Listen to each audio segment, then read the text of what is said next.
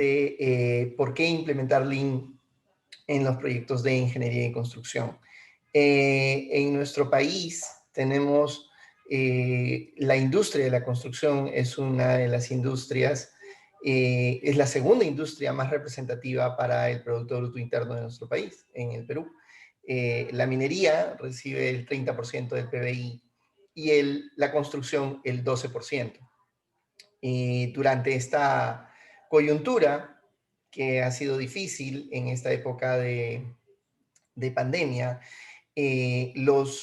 durante la primera y la segunda etapa de reactivación económica, fue la minería y la industria de la construcción las que iniciaron primero, ya que el volumen de trabajo que genera y el volumen de producción que aporta a nuestro país es bastante representativo. Entonces, es por eso que la industria de la construcción cada vez más tiene un papel muy importante en el desarrollo de nuestro país y también en la economía de todos los peruanos. Más o menos alrededor de 100.000 personas están registradas como trabajadores de construcción civil formales, ¿no? Y sabemos pues que tenemos una gran cantidad de informalidad en nuestro país. Entonces, la industria de la construcción es una industria representativa con mucho impacto en la vida de todos los peruanos y a la vez llena de retos y desafíos. Es una industria que tiene dificultades y que necesita hacer las cosas mejor y hacer las cosas diferente para poder lograr el éxito de los proyectos. En esta sesión les quiero contar un poquito acerca de cómo funciona la industria de la construcción, no solo en nuestro Perú, sino en el mundo en general. ¿Y cuáles son esos principales desafíos y problemas que hoy en día afrontamos cuando nos encontramos en un proyecto de construcción, ya sea público o privado? Las diferentes dificultades que podamos tener y por qué deberíamos empezar a pensar a usar Lean en nuestros proyectos. ¿Cuál es el valor? ¿Cuál es el valor que le genera Lean a la industria de la construcción y por qué deberíamos nosotros decidir implementar o iniciar el recorrido Lean en nuestros proyectos de construcción? Entonces, como les decía, este es un seminario donde lo que queremos es compartir algunas ideas, atender sus dudas, comentarios, preguntas, dudas son bienvenidas, y me gustaría si es que pueden levantar, para si quieren hacer una pregunta, pueden levantar la mano para que puedan interactuar. Si pueden abrir el micrófono, mucho mejor. Y si no lo pueden hacer, pueden también a través del chat donde podemos, me pueden escribir sus dudas mientras yo las puedo ir leyendo para poder ir comentándolas. ¿De acuerdo? Me pareció que vi una mano levantada hace un minuto. Y luego vi que bajó. Perfecto. Bueno, si tienen alguna duda, espero que esto haya resuelto la duda que les mencioné. Muy bien. Entonces, ¿cómo es la industria de la construcción? ¿Cómo es nuestra industria? ¿De qué se trata? ¿Por qué funciona de la manera en que funciona actualmente? ¿Qué es lo que sucede? Un estudio realizado por el LSI de Estados Unidos hace algún tiempo atrás, en el 2016, si no me equivoco, arrojó unos datos muy interesantes, muy, muy interesantes. Decían, ¿qué sucede? Le habían preguntado a un gran grupo de personas de la industria de la construcción si la industria era eficiente o ineficiente. ¿Qué opinaban ellos? ¿Cuál era su percepción de eso? Entonces, al preguntar esto, le dijeron, vieron que habían personas que decían que la industria era ineficiente o muy ineficiente. Muy ineficiente. un 52% decía que era muy ineficiente. Pero este 52% eran personas que estaban implementando Lean. Y había un 55% de personas que decían que la industria era muy eficiente, pero este 55% era de personas que no estaban familiarizadas con el tema de Lean. Entonces, ¿qué nos muestra esta información? Nos muestra de que una de las cosas que ocurre en la industria es que las personas que conocen cómo funciona el recorrido Lean en los proyectos de construcción se dan cuenta de los problemas y están insatisfechos con esos problemas. Se dan cuenta de los desperdicios que hay en la industria y están cada vez más ansiosos por tratar de eliminar esos desperdicios. Mientras que las personas que no están familiarizadas con Lean ven a la industria y la miran y dicen, es que la industria es así, funciona de esa manera. Y como es así, no hay nada que hacer. Es la forma en cómo se hace negocio en la industria de la construcción. Entonces, para ese grupo de personas, ¿cuál es la situación tradicional? ¿Cuál es el común denominador de los proyectos? Y aquí les quiero mostrar algunos resultados de proyectos grandes, de proyectos muy masivos, que en su momento fueron muy representativos para el mundo, pero que a la vez también nos muestran algunos datos interesantes, ¿no? Este proyecto que se llama la Presa de Tres Gargantas en China, podemos ver de que es un proyecto que ha demorado 4 veces más de lo estimado y ha costado, ha demorado 7 años y ha costado 4 veces más de lo estimado inicialmente. O sea, ha costado 40.000 millones de dólares. Al inicio se había presupuestado solo 10.000. Entonces, estamos hablando de un enorme, enorme sobrecosto. 4 veces más de lo estimado, ¿no? Hay un puente en Estados Unidos que se llama el New Bay Bridge, y este New Bay Bridge terminó, terminó en 11 años, ¿no? Y terminó costando 6.500 millones de dólares, cuando solo se había presupuestado que iba a costar 250 millones de dólares. Entonces, es un proyecto que terminó tarde y con mucho sobrecosto, ¿no? Las Torres Gemelas, el edificio que reemplazó a las Torres Gemelas, el One World Trade Center, tomó 10 años en poder concretarse y tuvo 3 años de retraso en general. Entonces, estos megaproyectos que son icónicos para el planeta, para nuestra sociedad, para la humanidad en general, vienen con atrasos, vienen con sobrecostos. Entonces, la mayoría de la industria dice, pues si a ellos les va así, entonces a un proyecto pequeño o a mis proyectos también le puede ir algo parecido. Además, tenemos problemas de calidad, ¿no? Este es un caso muy, muy fuerte que sucedió en la ciudad de Boston, en Massachusetts, en Estados Unidos.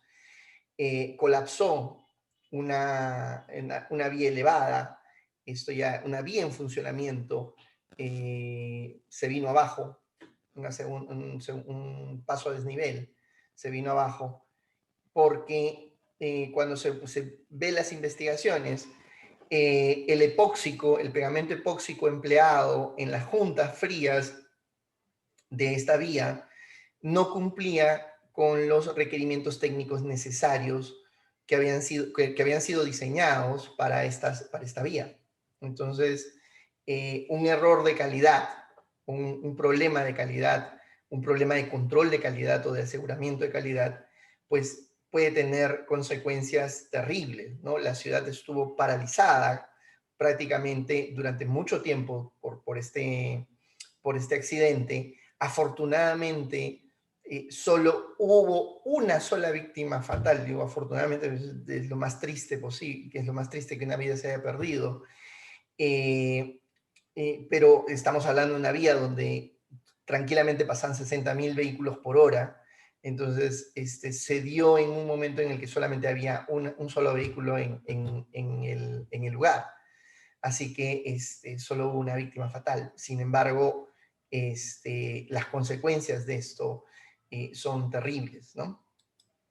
Y además, en la industria, en nuestro país, vemos que hay, de los más de 1.500 incidentes registrados al año, 18 son fatales. Entonces estamos en una industria que tiene retrasos, que tiene sobrecostos, que los impactos de calidad son enormes y que a la vez tiene problemas de seguridad terribles.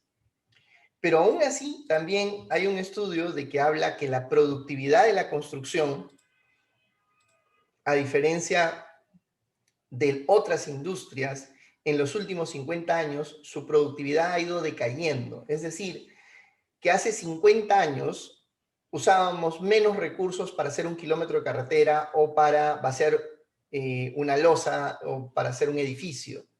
Usábamos menos recursos hace 50 años, hoy usamos más recursos. Y la mayoría de personas justifica ese incremento de recursos actualmente porque dice, bueno, es que hemos implementado prácticas de seguridad y de calidad que son más exigentes, pero el resto de industrias también ha implementado prácticas de seguridad y calidad más exigentes que hace 50 años. Y en muchos casos lo que ha pasado es que estas industrias han duplicado su productividad, o sea, usan la mitad de los recursos que se usaban hace 50 años. Entonces estamos hablando, para producir exactamente lo mismo, se requiere, las otras industrias requieren la mitad de recursos que hace 50 años, mientras que nosotros hace 50 años usamos menos recursos que ahora.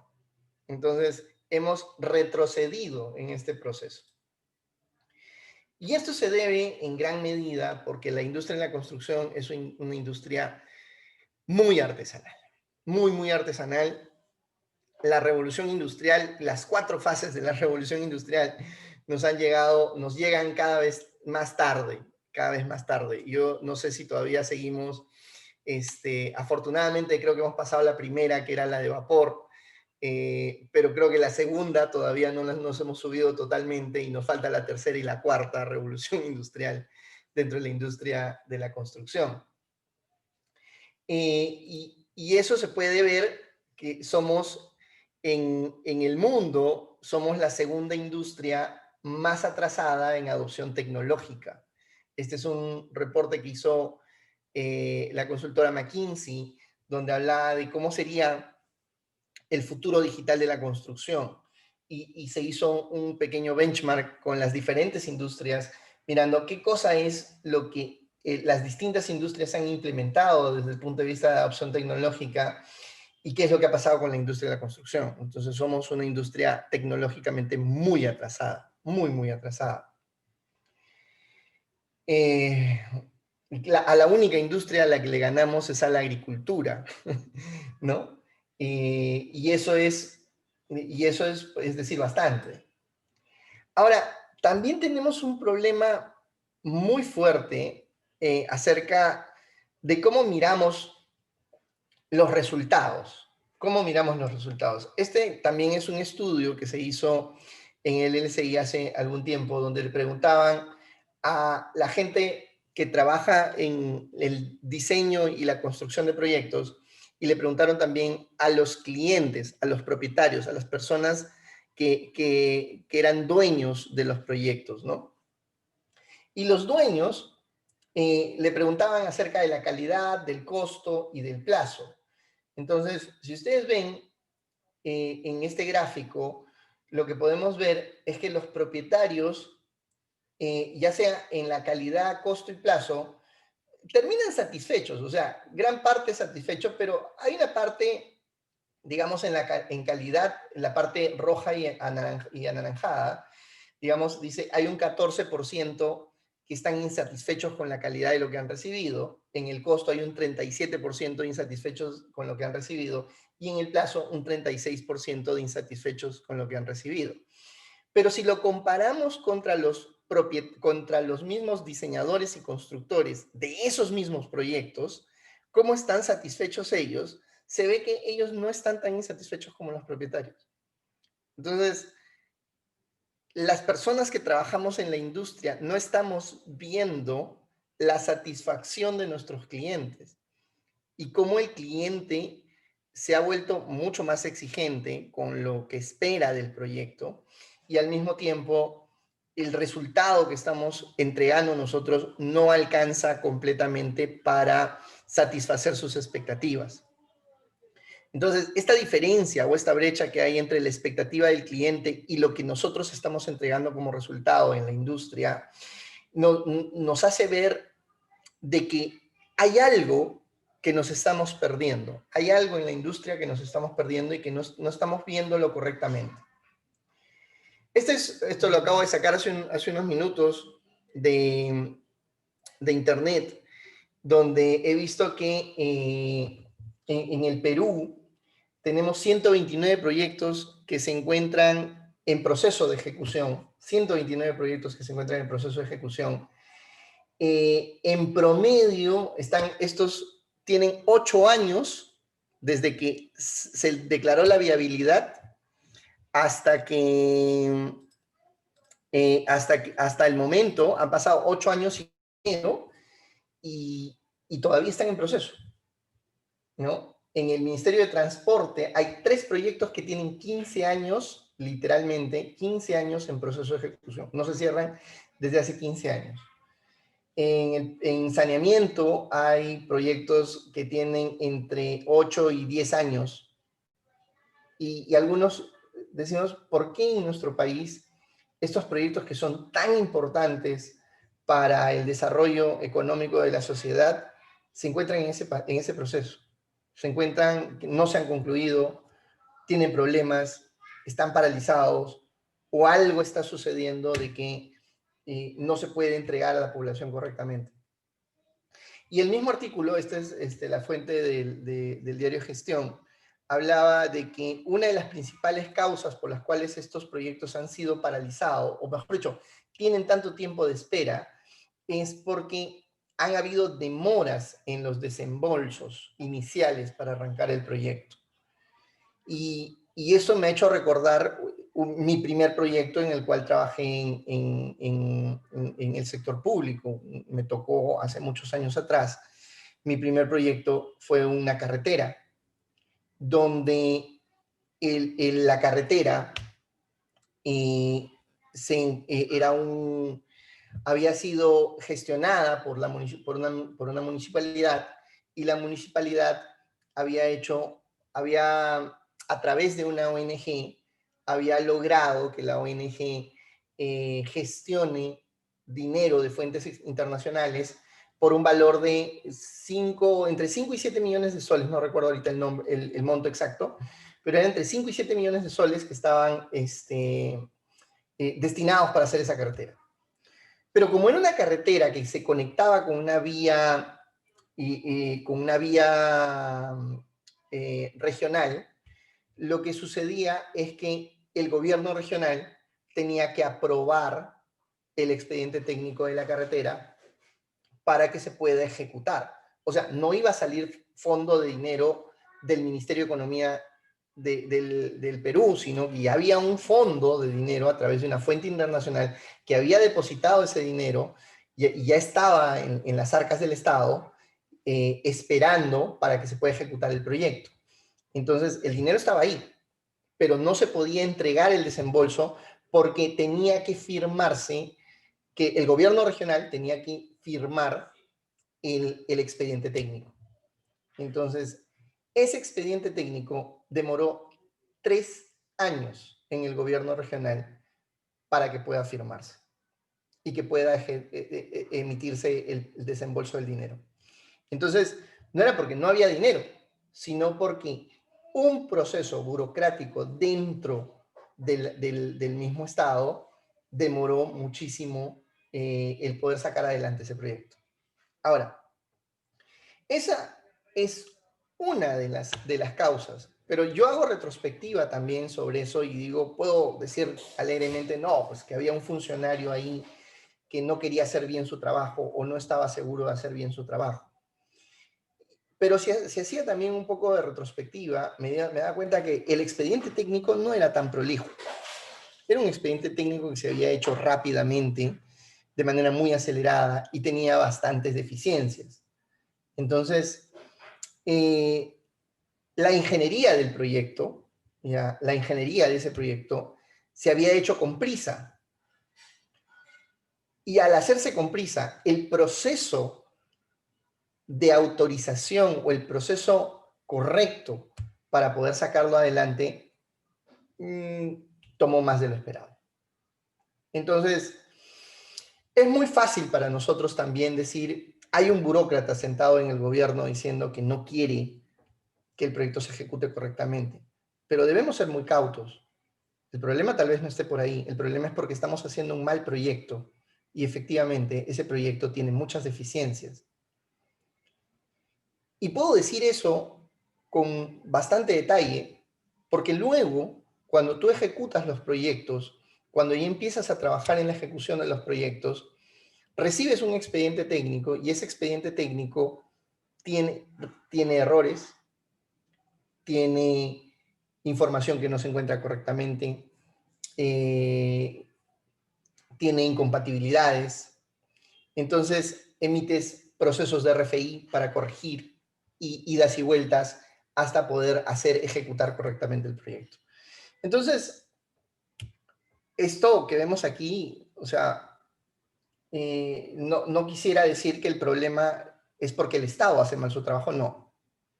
Yo creo que la industria en general estamos haciendo algo mal, algo muy mal, y tenemos que corregirlo. Tenemos que encontrar correctamente cuál es el problema y qué podemos hacer diferente para asegurar que estos 129 proyectos puedan ejecutarse de una manera más eficiente y puedan lograr el éxito que todos esperamos, ¿no? Entonces,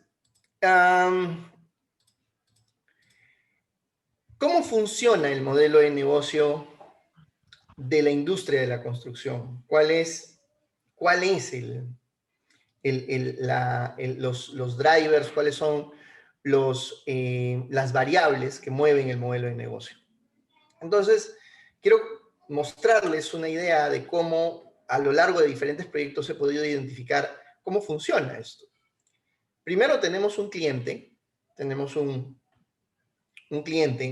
que tiene una necesidad, y ese cliente puede ser una familia en particular, una empresa, o puede ser el Estado, o sea, cualquiera de ellos. Ese cliente va a plantearse esa necesidad y va a decir, ok, me suena que necesito resolver este problema a través de un proyecto. Y lo primero que va a hacer va a hacer un análisis de costo-beneficio, un análisis de inversión de proyecto. Y ese análisis de inversión de proyecto va a tener los siguientes elementos.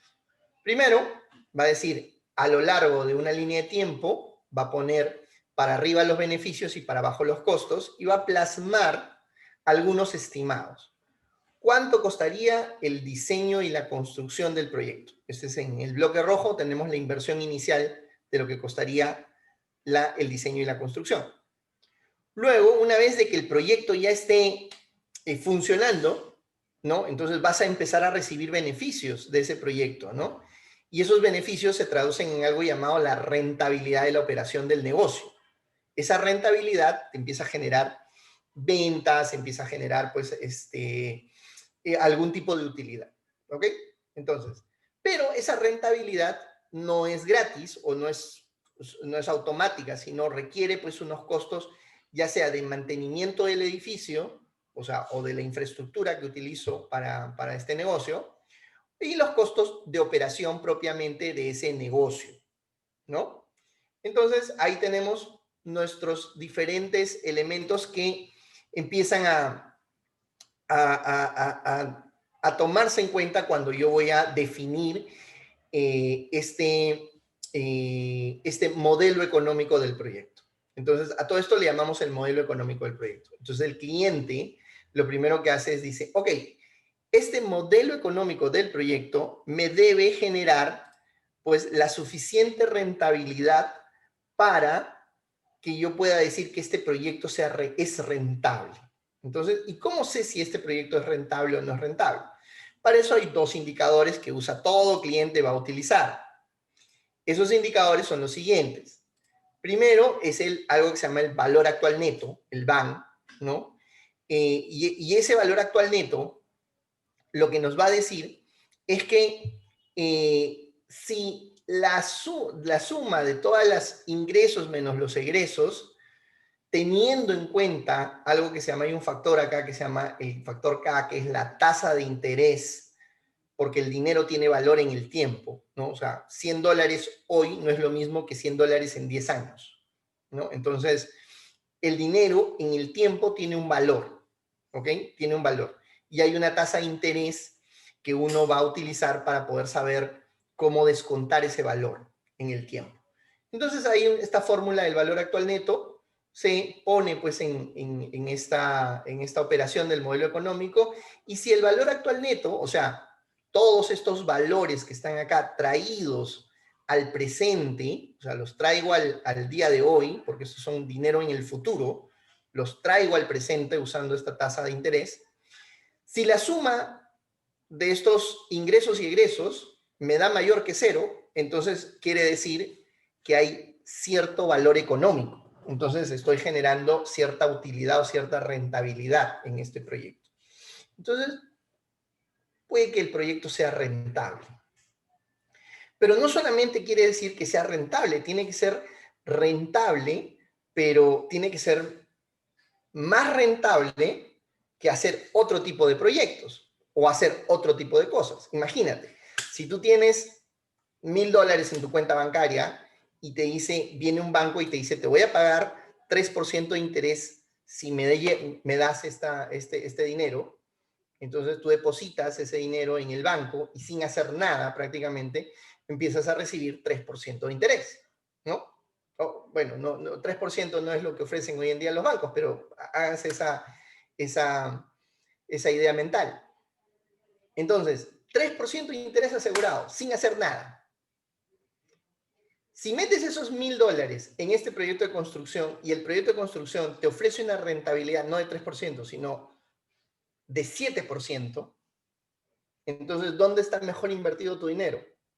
Aquí, en este proyecto, ¿no? Porque en este proyecto voy a recibir 7% de rentabilidad, mientras que en el banco voy a recibir 3% de rentabilidad. ¿Qué pasa si este proyecto no te da 7%, sino te da 1.5% de rentabilidad? Entonces el cliente, el dueño, va a decir, ¿para qué me esfuerzo en querer hacer este proyecto?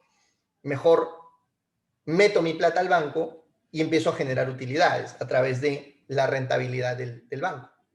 Entonces, la tasa de interés o la tasa de retorno, la tasa interna de retorno, que se le llama el TIR, la tasa interna de retorno, tiene que ser mayor que la tasa financiera con la cual estoy definiendo este modelo económico.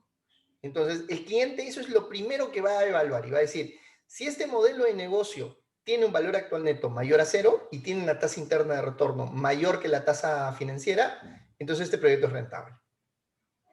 Pero este modelo económico es un supuesto que se hace años antes de que se ejecute el proyecto. Y uno sabe que en el tiempo las cosas no permanecen constantes. Lo único constante es el cambio, así que va a cambiar. Y el cliente lo que va a definir es un máximo y un mínimo. Es decir, por encima de un costo de inversión mayor a este valor, este modelo económico deja de ser rentable y por ende ya se vuelve un mal negocio y no tiene sentido meterse en este proyecto. Y hay un mínimo que dice, por debajo de este mínimo, o sea, por debajo de este mínimo hay un problema con el modelo económico y es mejor corregir porque algo no está bien. Entonces, va a establecer unos rangos de variación que va a identificar si es que el modelo económico de este proyecto funciona o al contrario, algo está fallando y necesita reevaluarse. Entonces, ese cliente va a analizar muy bien estos elementos o estos indicadores y va a plantear algo que se llama el costo máximo que puede pagar por este proyecto. $1 por encima de ese costo máximo y este modelo económico no sirve, no funciona. Entonces, imagínense si es que los proyectos, ¿no? Esos proyectos que les mostré al inicio, que se presentaron con atrasos o se presentaron con sobrecostos, ¿cómo habrá sido el modelo económico? O sea, para que se hayan hecho realidad, han tenido que hacer muchos ajustes al modelo económico para estar seguros de que ese proyecto realmente termina siendo rentable. El otro día hay un video buenísimo acerca de la presa de las Tres Gargantas de China y explicaban de que ha pasado varios años desde que se ha culminado ese proyecto y aún no se ha podido evidenciar de que ese proyecto en los próximos 10 años vaya a ser rentable. O sea, ni siquiera en los próximos 10 años va a ser rentable. Entonces, miren, el cliente o el dueño de ese proyecto, que es el gobierno de China, sabe que ha perdido plata en ese proyecto, ha perdido dinero, es consciente que ha perdido dinero. Y es porque algo está sucediendo o en el modelo económico o en la ejecución del proyecto. Entonces, a partir de aquí, ya podemos setear las expectativas de lo que el cliente espera para nuestros proyectos de construcción.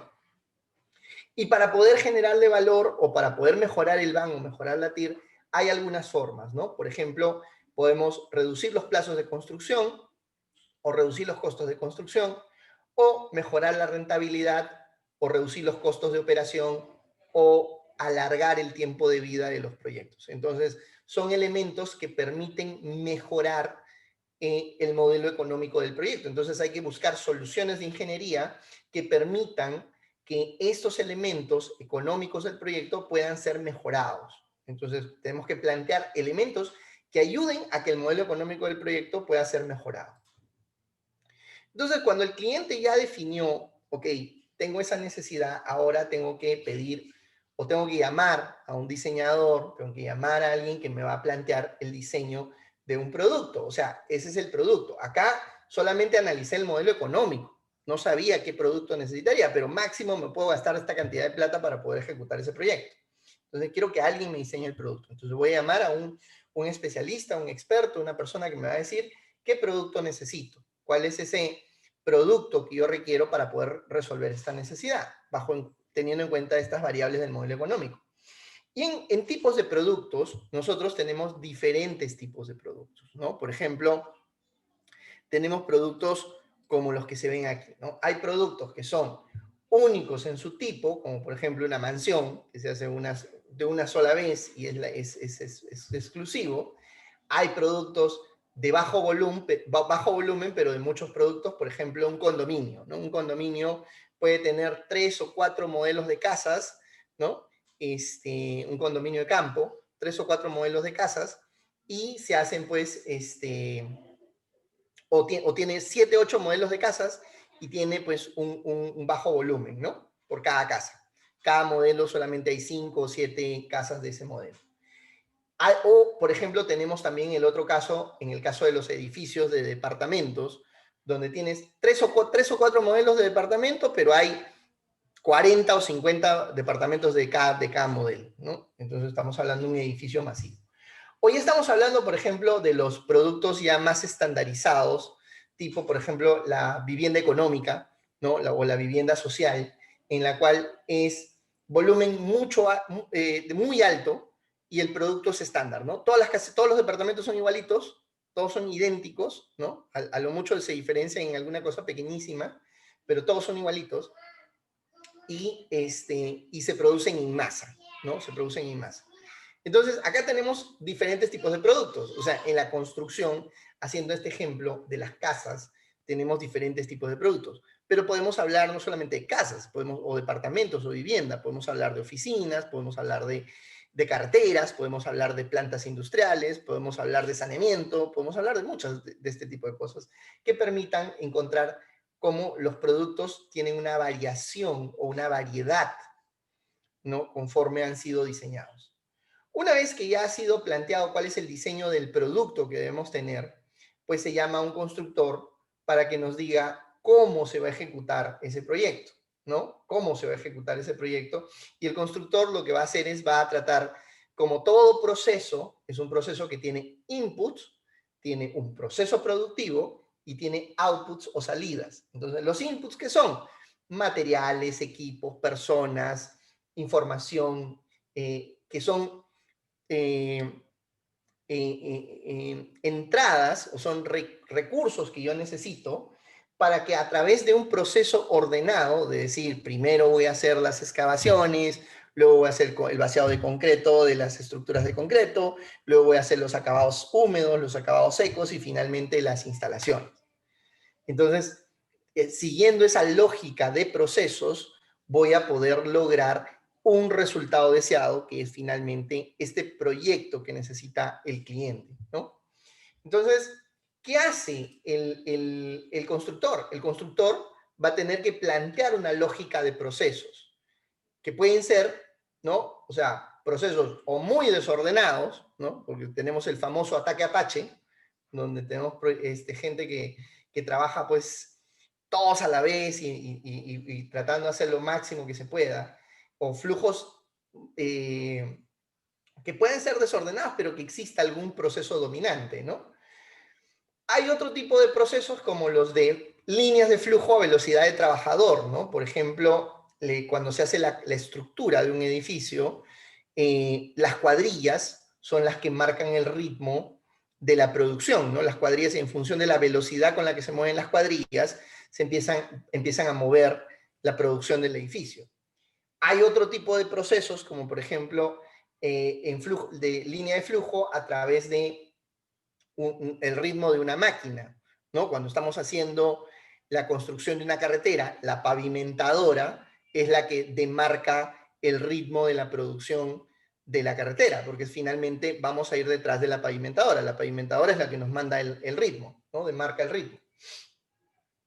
Ya en el mundo ya existen también ya los flujos rígidos o continuos y automatizados, ¿no? Por ejemplo, ya se explora en algunas partes del mundo cómo podríamos construir una casa como si fuera una impresión en 3 dimensiones, ¿no? Hay impresoras de concreto que pueden armar todos estos flujos de producción de manera automatizada. No creo que en el Perú lo vayamos a ver pronto, este tipo de innovaciones, pero estoy seguro de que en algún momento, lo vamos a ver, ¿no?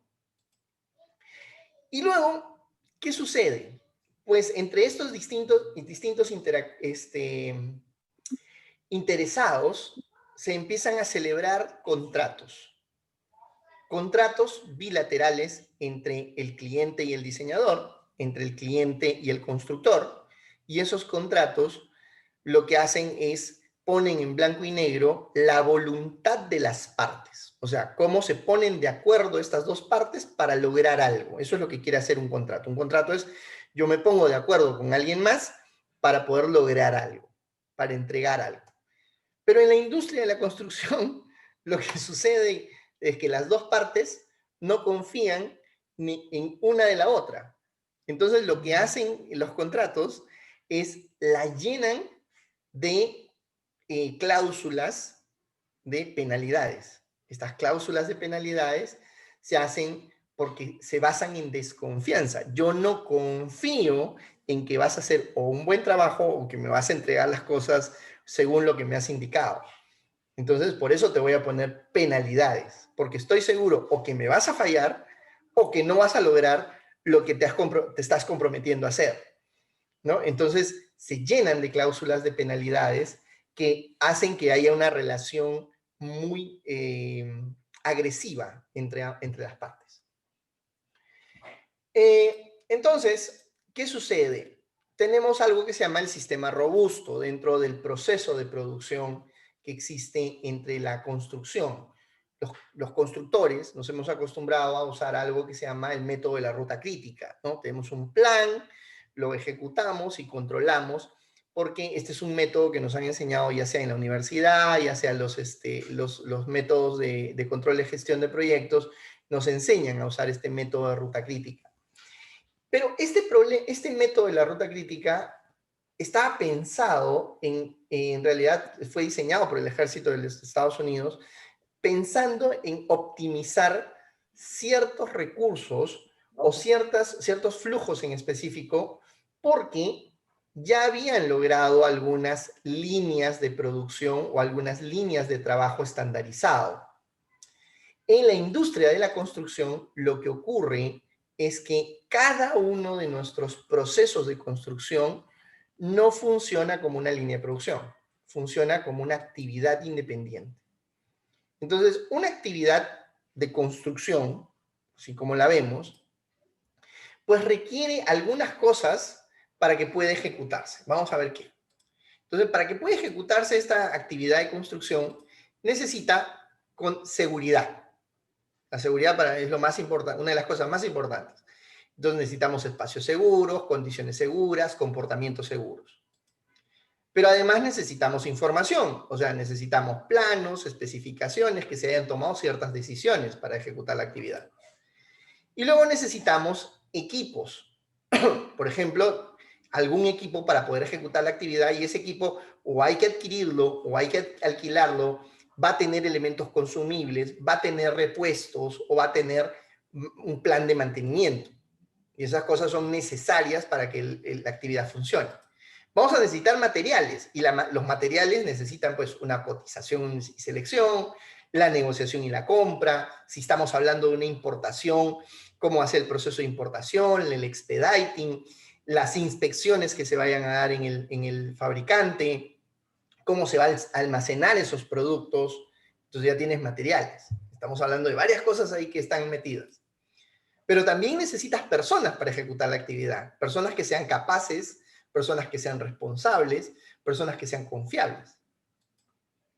Y además necesitas la tarea previa, ¿no? Requisitos previos.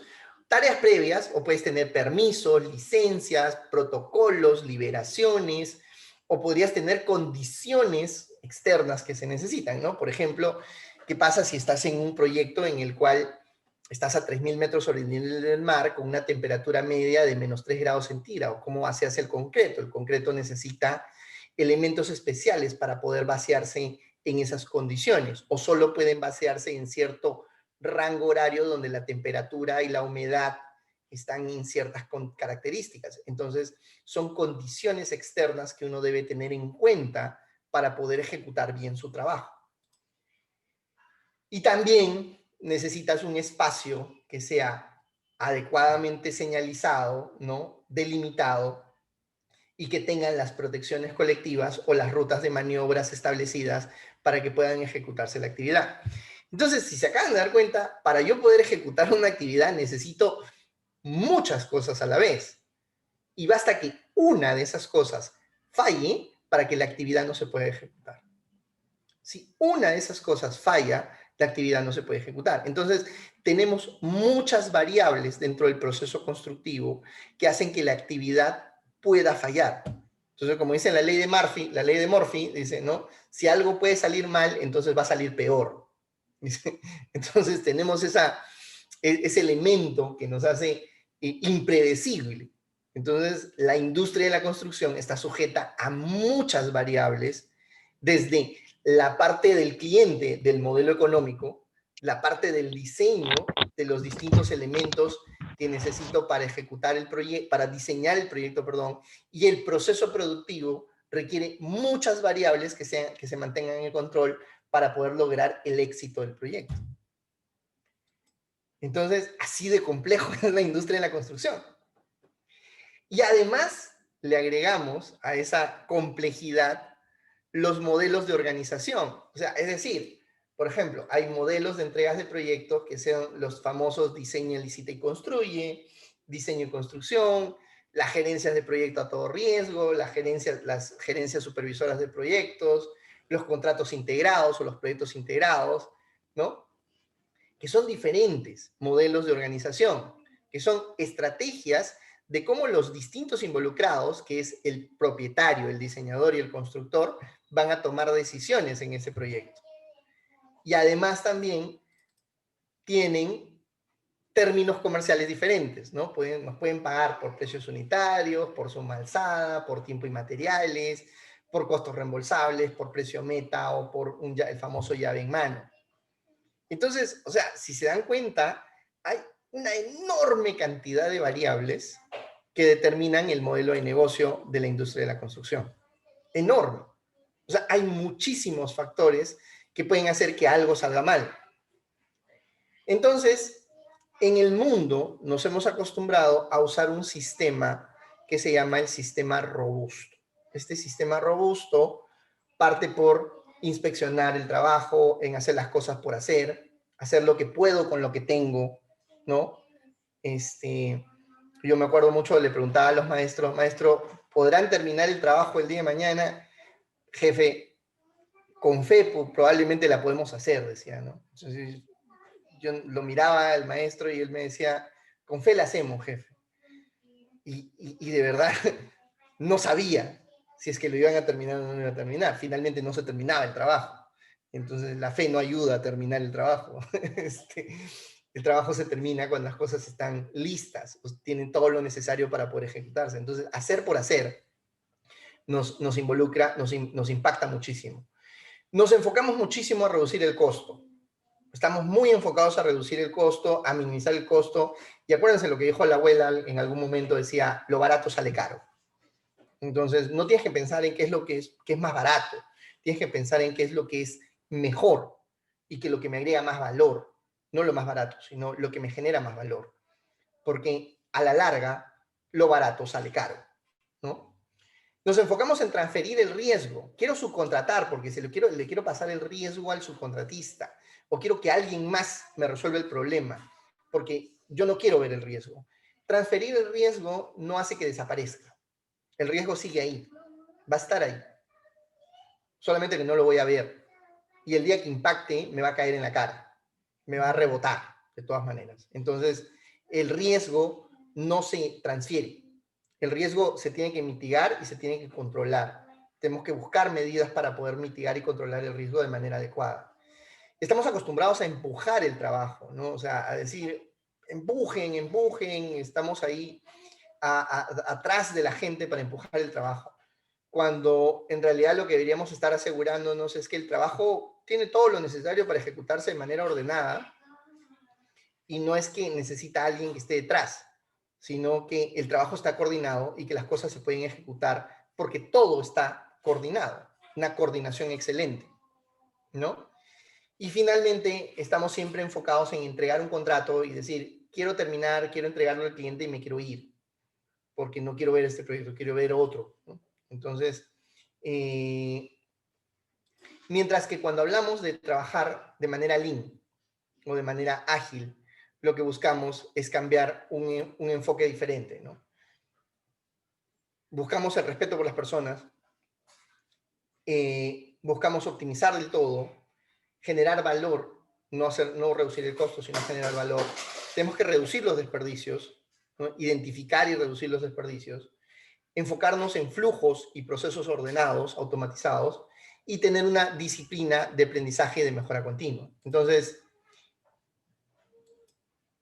trabajar de manera lean, buscar las cosas, hacer los proyectos usando lean, involucra que tengamos herramientas y procesos y formas de pensar que nos ayuden a entregar un mejor proyecto. Entonces, ¿por qué debemos usar lean en nuestros proyectos? ¿Por qué debemos usar lean en la construcción? Y este estudio que les hablé al inicio lo demuestra rápidamente y te dice, ¿por qué? Porque un proyecto que usa lean tiene 3 veces más probabilidad de terminar dentro del plazo y 2 veces más probabilidad de terminar dentro del costo. O sea, puedes hacer el proyecto, te vas a asegurar que tu proyecto termine en plazo y termine en costo. Y es muchísimo más probable que termine en plazo y que termine en costo. No vas a hacer un proyecto más barato, vas a hacer un proyecto más confiable, dentro del costo que tú te has previsto, dentro del plazo que tú te has previsto. Vas a hacer, no vas a esperar, rogar, y tener la suerte de que te vaya bien el proyecto. Te va a ir bien porque tienes todo lo necesario para ejecutar el proyecto. Y tienes 3 veces más probabilidad de terminar dentro del plazo y 2 veces más probabilidad de terminar dentro del costo. Y esto se demuestra porque se estudiaron muchísimos proyectos, proyectos que usaron Lean, proyectos que no usaron Lean. Inclusive en Estados Unidos, muchos clientes, el modelo de industria en Estados Unidos es enorme, entonces los clientes dicen, tengo 5 proyectos, ya tiro, 3 vamos a usar Lean y 2 no vamos a usar. Vamos a ver cómo nos va. Entonces se dan cuenta que prueban este tipo de cosas y a través de esos estudios que han hecho estos clientes han demostrado lo siguiente. Los proyectos que han usado Lean de manera intensa pues han tenido mejores resultados que los proyectos que no lo han usado, que no lo han utilizado, ya sea en el plazo, en el costo, en la seguridad, en la calidad y en muchas otras dimensiones. Entonces, lo que se pudo concluir con mucho resultado en esa investigación es que si yo uso Lean de manera intensa en mi proyecto, voy a tener 3 veces más probabilidad de terminar dentro del plazo y 2 veces más probabilidad de terminar dentro del costo. Entonces voy a poder asegurar un buen trabajo bien hecho desde el principio. Y no voy a esperar a que ojalá me vaya bien con el adicional, ojalá me tenga que ir a un litigio o un arbitraje para poder corregir ese problema. Y para eso les quiero dar una muestra de un proyecto real aquí en el Perú. Este es un caso que lo conté hace algún tiempo atrás acerca de una presa de relleno. Es un proyecto que originalmente no estaba haciéndose bien, no tenía todo lo necesario para ejecutarse. Era una presa de tierra de 97 metros de altura, ¿no? De 835 metros en la corona de la longitud, y había 9.1 millones de metros cúbicos de relleno. Más o menos como para que tengan una idea de contexto, 9.1 millones de metros cúbicos de relleno, estamos hablando de 60 veces el Estadio Nacional. O sea, llenar todo el volumen del Estadio Nacional 60 veces. Esa es la cantidad de movimiento de tierras que se tenía que hacer en este proyecto. Entonces es un proyecto inmenso, enorme. Entonces, ¿qué pasó cuando el proyecto empezó? Tenía 50 volquetes contratados y estos volquetes habían sido contratados con horas mínimas, o sea, trabajes o no trabajes, te pago 180 horas. Eso es lo mínimo que te voy a pagar siempre. Y en promedio, estos volquetes no estaban llegando a las 180 horas mínimas, sino a lo mucho estaban haciendo 121 horas promedio de lo que podían hacer estos volquetes. Entonces, se les estaba utilizando al 69%. Entonces, si tú tienes equipos que no se están usando de manera óptima, lo que está pasando es que estás perdiendo plata. Estás perdiendo dinero. Entonces, estás teniendo un desperdicio enorme de dinero. En este proyecto estamos hablando de que en la parte de equipos había un 31% de pérdida. O sea, si no se cambiaba nada, si no hacíamos nada, este proyecto iba con 30% abajo de margen. O sea, si iba 30%, de todas maneras iba a ir abajo. Entonces, ¿qué pasó?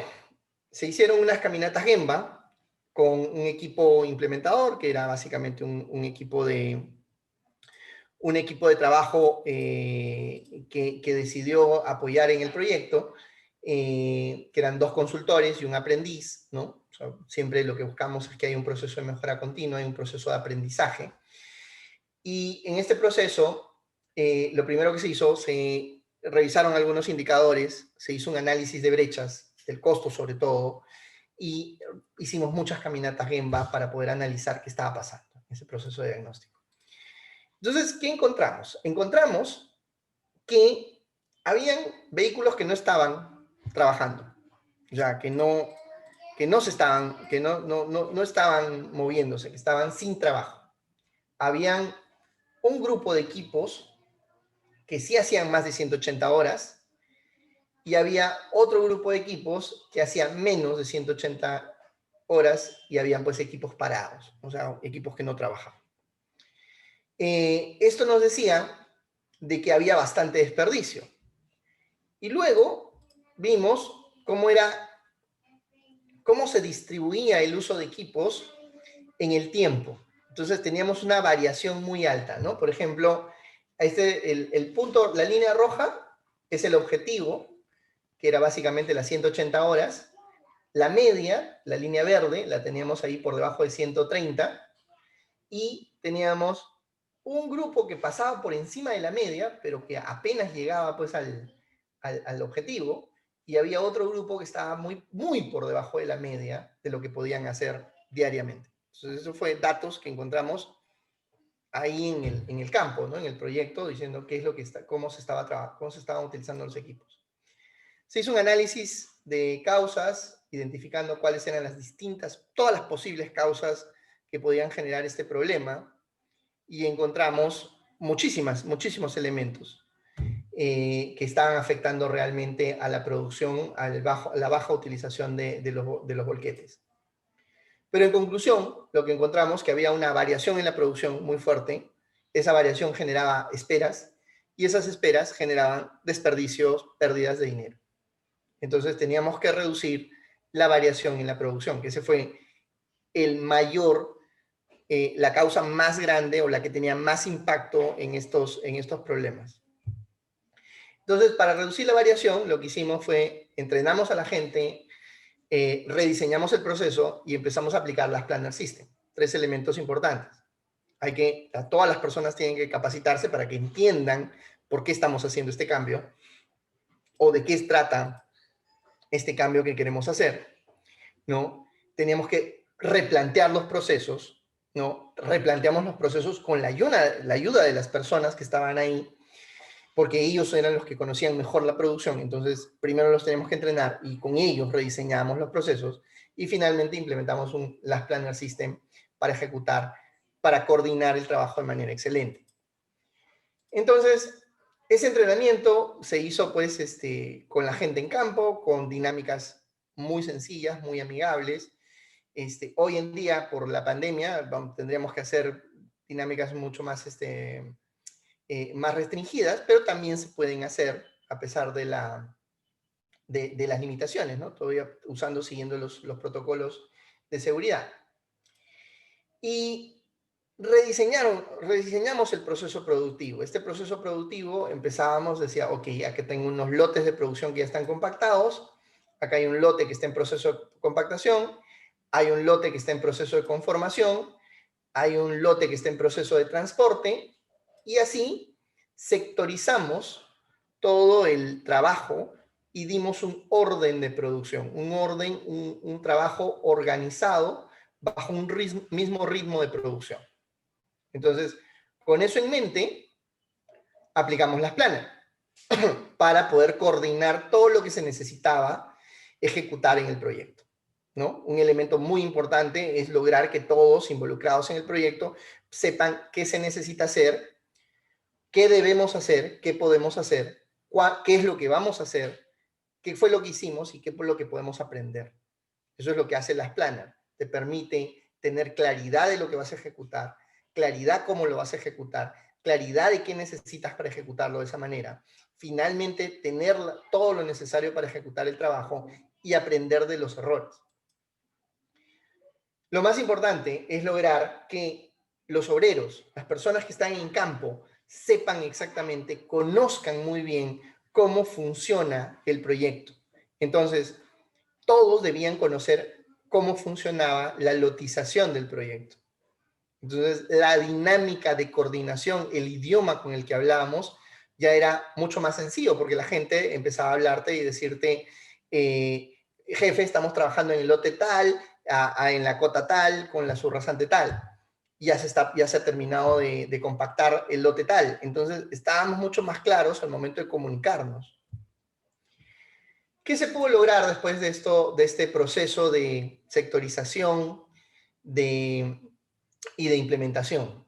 Primero, a ver, este era cómo estaban la línea azul nos muestra el previsto, la cantidad de metros cúbicos que teníamos que estar ejecutando, y la línea roja era la cantidad de metros cúbicos ejecutados realmente, ¿ya?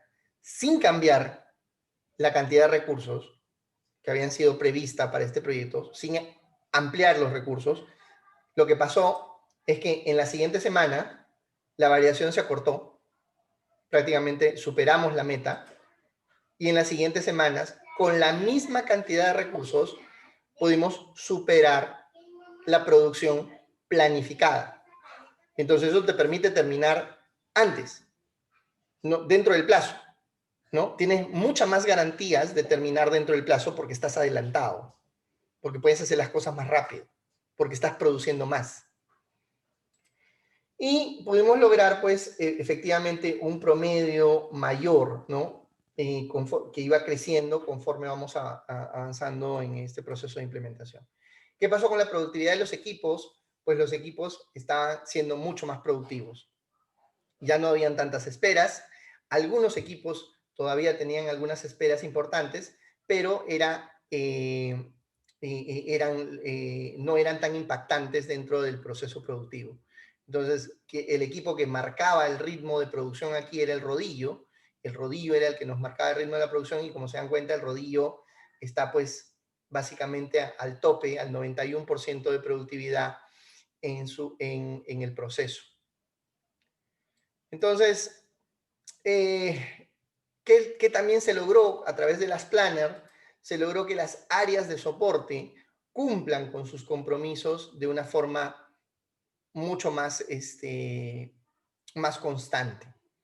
Logramos que más del 58% de los compromisos se puedan cerrar antes del plazo, con una semana de anticipación. Había un 21% de actividades que se cerraban en el plazo, dentro del plazo, y había todavía un grupo de actividades que tenían que cerrarse, que se cerraban tarde, pero eran nuestras oportunidades de mejora para seguir continuando en la mejora de procesos en este proyecto. Entonces, ¿por qué usar Lean en la industria de la construcción? Porque funciona. Porque funciona y te genera mejores resultados.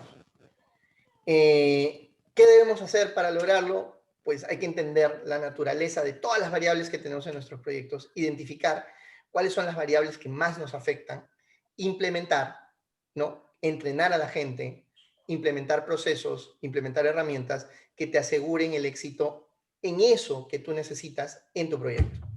No todos los proyectos son iguales, hay una enorme variación entre los proyectos, entonces es necesario entender bien todos esos factores que afectan a la producción en cada uno de nuestros proyectos. Entonces, señores, eso era lo que tenía para contarles en esta sesión.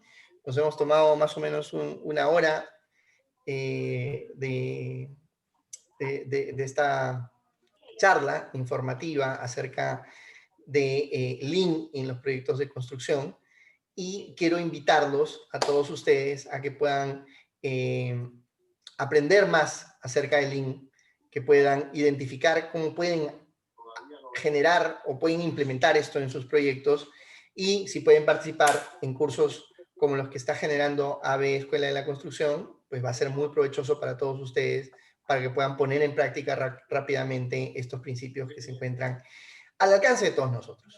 ¿Ok? Si tienen a ustedes alguna pregunta, encantadísimo de poder resolver dudas, preguntas, comentarios. Bienvenidos. Aquí los dejamos como para que ustedes nos puedan comentar.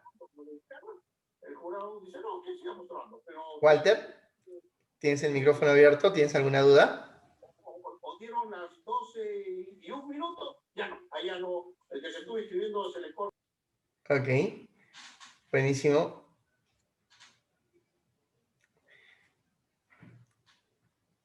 Vamos a darles algunos minutos. El equipo de AVE nos ha puesto un formulario en el chat. Este es un pequeño formulario que nos va a ayudar a nosotros saber qué les pareció acerca de esta presentación y qué otros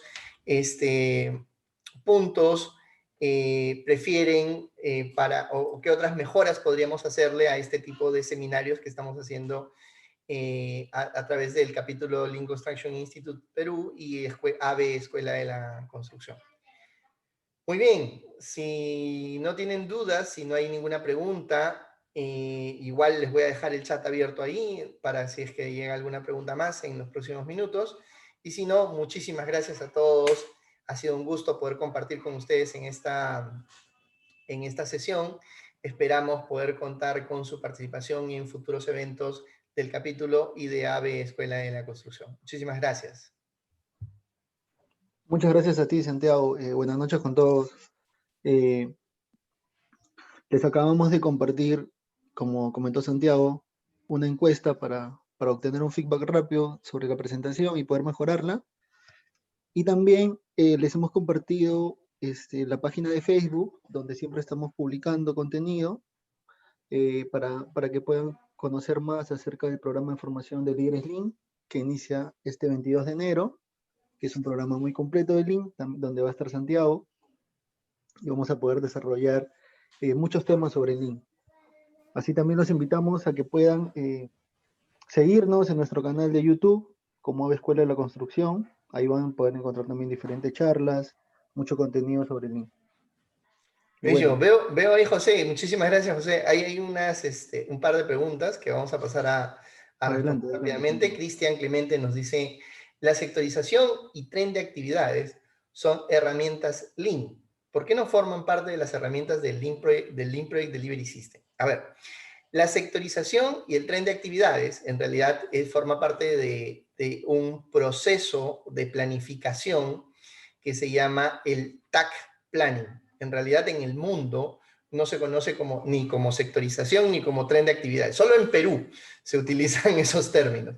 Pero en el resto del mundo se conocen como TAC Planning, ¿no? Entonces, esto es porque se llama planificación rítmica, en realidad. TAC es un término alemán que significa ritmo y se llama planificación rítmica. Eso es lo que se utiliza. En el Lean Project Delivery System sí se recomienda el uso de la planificación rítmica, sino que es muy probable que lo hayan encontrado con otro nombre, no como sectorización ni como tren de actividades. Pero además, ¿qué sucede con la planificación rítmica? La planificación rítmica funciona para grandes volúmenes de trabajo, grandes volúmenes de trabajo. Y lo que se busca en los sistemas de producción, dependiendo del proyecto en el que se encuentre, es que pueda utilizar planificación rítmica para algunos procesos y Last Planner complementa con el Last Planner para otros procesos. Entonces, lo que se busca asegurar en ambos métodos, que es el Last Planner y el TAC Planning, es que se genere una coordinación excelente, ¿no? Que haya una muy buena coordinación de las actividades y que me asegure tener todo lo necesario para ejecutar el trabajo. Entonces, lo que el Lean Project Delivery System te dice, oye, tú tienes que coordinar bien el trabajo y asegurarte de tener todo lo necesario para ejecutar bien el trabajo. Entonces, estas dos herramientas, que son el Last Planner y el TAC Planning, trabajan en combinación para poder lograr esos dos objetivos. ¿Se pueden aplicar en todos los proyectos? Hay que estudiar bien cómo se pueden utilizar en cada tipo de escenario. No es que yo tengo una receta que va a funcionar de esta manera en las Planner, ni tampoco una receta de cómo va a funcionar el TAC Plan. Entonces, hay principios, hay elementos que se utilizan y dependiendo de tu proyecto, hay que analizar correctamente cuál es la mejor estrategia para abordar ya sea el Last Planner como el TAC Plan. ¿De acuerdo? Espero que eso pueda haber resuelto la pregunta de Cristian. Alexander Rosas nos comenta, dice, buenas noches Alexander. ¿Qué se usa primero para implementar Lean en una empresa? ¿O cuál sería el orden? A ver, en el programa de formación de líderes Lean les hablo de algo que se llama la progresión Lean, que es básicamente un mapa de todo lo que podemos hablar, de todo lo que se puede implementar cuando trabajamos en un proyecto, en una entrega de proyectos Lean, en un Lean Project Delivery System.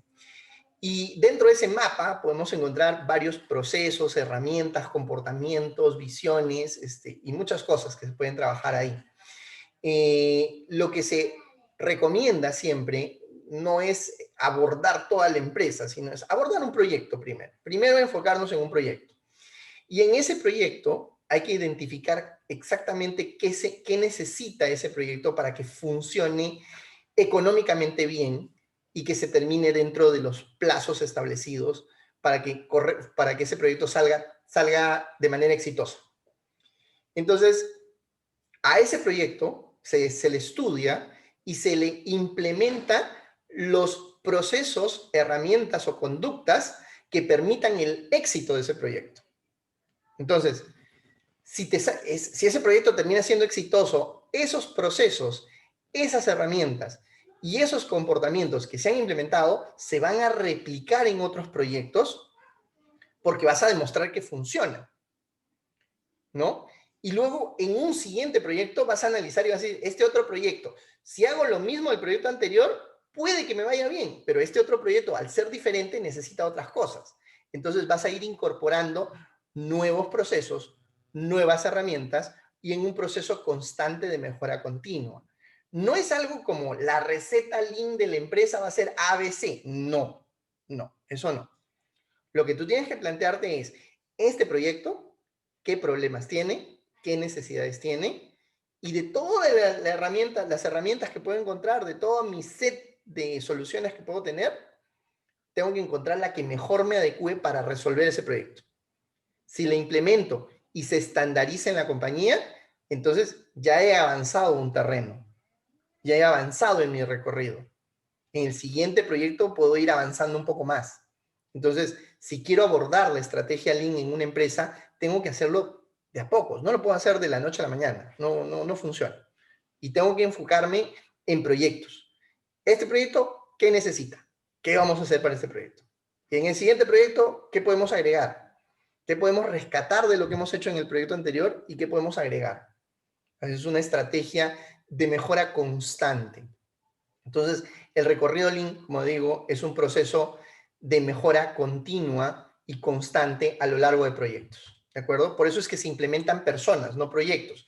Las personas que aprenden el proceso, lo que va a pasar es que en el siguiente proyecto van a poder aplicar lo que han aprendido en el proyecto pasado y van a ir mejorando. Entonces, por eso funciona de esa manera, ¿de acuerdo? Entonces, la estrategia para una empresa siempre es implementar personas más que proyectos, pero arrancar por proyectos, ¿de acuerdo? Jorge Quispe nos dice, ¿de qué manera se podría aplicar Lean en el mantenimiento de carreteras? Muy bien, a ver, el mantenimiento de carreteras es una operación que depende básicamente de la demanda. Y la demanda en la operación de carreteras, tú tienes acuerdos de nivel de servicio con tu cliente. Tu cliente te dice, oye, yo quiero tener, tienes que asegurar que la limpieza se haga a máximo en tantas horas, que haya un IRI, un índice de rodamiento de tanto, que haya fisuras, que no haya fisuras o que haya un porcentaje de fisuras permitido, etcétera, ¿no? Entonces tú vas a tener acuerdos de nivel de servicio. Entonces lo que tú tienes que hacer es diseñar tus procesos productivos de acuerdo a esos acuerdos de nivel de servicio y en función a cuáles son el volumen de demandas. Tú sabes que en una carretera, ya sea en provincia, sobre todo en la sierra o en la selva, en enero, febrero y marzo es época de lluvias. Al ser época de lluvias, época de deslizamientos. Entonces tienes que tener cuadrillas de trabajo para ese tipo de procesos. Entonces, cuando hablamos de Lean, lo que hablamos es 3 cosas importantes para el mantenimiento de carretera. Primero, trabajo estandarizado. Es decir, como es una operación constante que tiene que funcionar a lo largo del año, tú no puedes estar inventando a cada rato. Tú necesitas trabajo estándar, trabajo que sea estandarizado. Entonces, cada derrumbe automáticamente sé qué cosa tengo que hacer, qué protocolo se tiene que actuar, qué cosa tiene que moverse, qué maquinaria tiene que moverse, qué personal tiene que corregir ese tipo de cosas. Entonces, procesos estandarizados. El primer punto. Segundo punto importantísimo es flexibilidad. O sea, respuesta ágil. Entonces, yo tengo que poder responder ante mi demanda y tengo que adecuarme en función a eso. Entonces, si yo identifico pues una fisura, un bache o una señalética que está mal ubicada, tengo que reaccionar rápidamente, tengo que adecuarme a esa necesidad de una manera muy rápida. Entonces, para eso tengo que tener un proceso, ya sea diario de recorrido, ¿no? O semanal, diario de recorrido, donde levanto todas esas necesidades y rápidamente, conforme estoy levantando esas necesidades, se están desplegando los procesos de corrección o de atención. Entonces, una coordinación excelente, ¿no? Entonces, mucha flexibilidad y una coordinación excelente. 3 cosas te decía: trabajo estandarizado, flexibilidad para atender la demanda y coordinación excelente. Entonces, ¿qué elementos funcionan para eso? Pues básicamente cuando tienes Lean, para poder tener trabajo estandarizado, tienes herramientas como la 5S que te permite estandarizar el trabajo, analizando el Value Stream Mapping para poder identificar qué puedo hacer, qué puedo mejorar en mi proceso productivo. Hay que buscar formas para acelerar la comunicación y para eso tenemos que tener flujos de comunicación integrados. Entonces, eso puede ayudarte a trabajar en el mantenimiento de carreteras.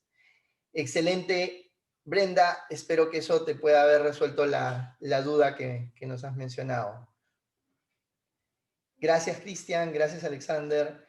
Muchísimas gracias a todos. Si no tienen más dudas, encantado. Muchísimas gracias a todos. No, muchas gracias a ti, Santiago, gracias a todos también por conectarse.